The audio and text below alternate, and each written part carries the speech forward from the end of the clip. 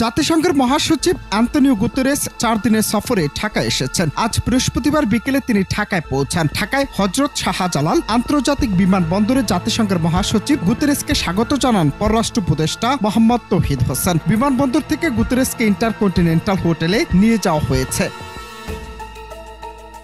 পররাষ্ট্র উপদেষ্টা তৌহিদ হোসেন এবং রোহিঙ্গা ইস্যু এবং অগ্রাধিকার বিষয়ক প্রধান উপদেষ্টা রোহিঙ্গা সমস্যা ও অগ্রাধিকার প্রাপ্ত বিষয়গুলি সংক্রান্ত হাই রিপ্রেজেন্টেটিভ খলিলুর রহমান আগামীকাল শুক্রবার সকাল 9টায় হোটেলে গুতেরেসের সঙ্গে সাক্ষাৎ করবেন। পরে জাতিসংঘের প্রধান সকাল 10টায় প্রধান উপদেষ্টার কার্যালয়ের প্রধান উপদেষ্টা অধ্যাপক মোহাম্মদ ইউনূসের সঙ্গে দেখা করবেন বলে জানা গেছে।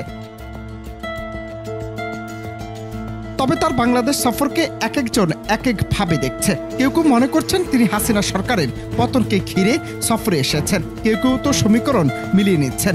যদিও প্রায় 7 বছরের মাথায় দ্বিতীয় দফায় বাংলাদেশ সফরে এলেন জাতিসংঘের মহাসচিব। তার এই সফর মূলত রোহিঙ্গা সংকট এবং মানবাধিকারের প্রসঙ্গ অগ্রাধিকার পাবে বলে জানিয়েছে বিশেষ সূত্র।